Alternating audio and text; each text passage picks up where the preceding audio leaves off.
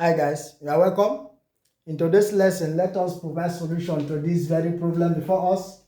This question is from indices and we are to evaluate this. Okay, so before we solve this kind of problem, solution,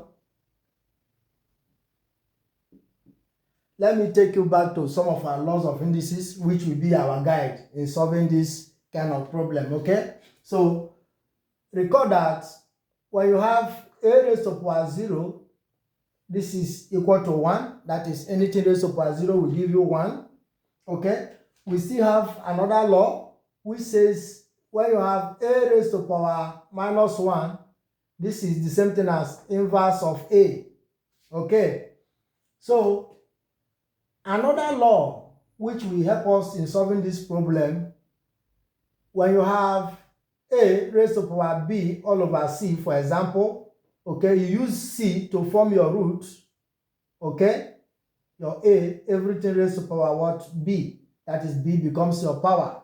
So these laws will be our guide in solving this very problem, okay? So from here now, let us apply the middle one to take care of the negative power, okay, by taking the inverse of 81 and 16. So the inverse is what? 16 all over what? 81. That is 16 go up, 81 come down. Okay? So from here now you have everything raised to power 1 all over 4 plus, remember this first law which says anything raised to power 0 is 1. So everything here becomes what? 1. Okay? So from here now, we now apply the third law.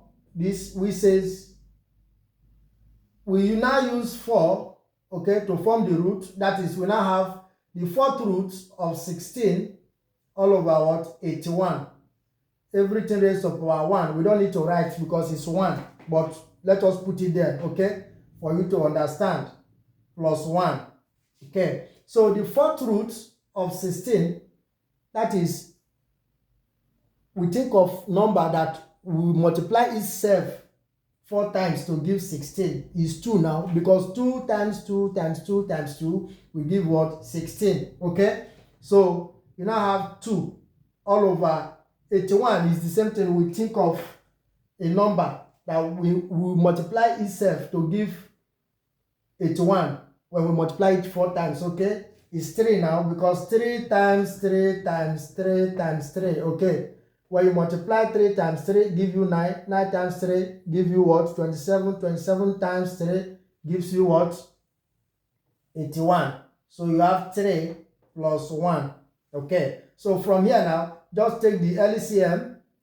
Okay, the LCM, 3 divided by 3, you have 1. Okay, 1 times 2, you have 2, plus, this is the same thing as over 1. Okay, when you use 1 to divide this, you have 3. 3 times 1 gives you what? 3.